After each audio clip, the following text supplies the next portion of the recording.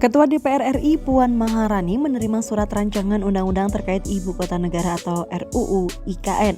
Surat tersebut disampaikan langsung oleh Mensesnek Pratikno yang didampingi oleh Kepala Bappenas Soeharto Monoarfa.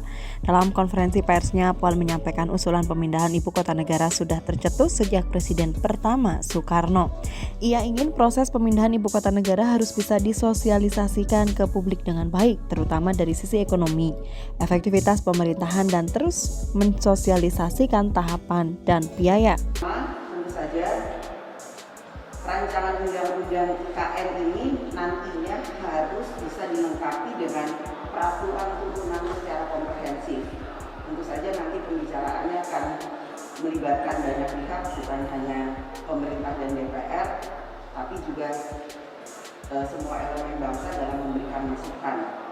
Kemudian juga terkait siapa kemudian yang mengelola atau kemudian memimpin ibu kota negara tersebut. Apakah itu bentuknya sama atau bentuknya berbeda? Tentu saja dalam pembahasan itu nanti akan dibahas. Juga struktur organisasinya seperti apa? Tentu saja publik ingin tahu dan ingin ikut memberikan masukan terkait dengan hal tersebut. Juga langkah-langkah apa yang kemudian akan dilakukan oleh pemerintah terkait dengan barang milik negara. Karena jika kemudian kita pindah ke satu provinsi lain, tentu saja barang-barang milik negara itu yang asetnya itu pasti ribuan triliun harus bisa berfungsi, bermanfaat dan digunakan kembali untuk hal-hal yang positif. Kemudian bagaimana proyeksi kebutuhan pemindahan ibu kota negara yang akan datang. Ini juga penting untuk kemudian nanti mendapatkan masukan dari publik terkait dengan hal tersebut. Dan bagaimana pemindahan lembaga negara dan perwakilan negara asing. Sekarang gedung DPR ini besar sekali, kemudian sudah digunakan bertahun-tahun. Apakah nanti fungsi dan tempat lokasi serta secara fungsional gedung DPR yang akan datang itu bisa berfungsi lebih baik dan lebih bermanfaat?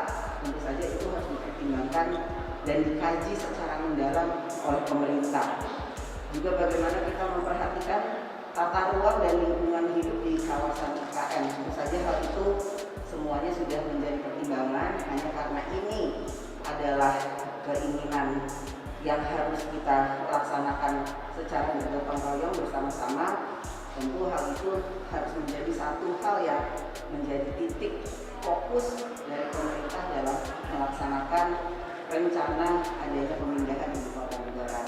Puan Maharani menekankan agar pemimpin yang akan mengelola ibu kota baru jelas karena menyangkut soal aset negara yang jumlahnya mencapai ribuan triliun rupiah.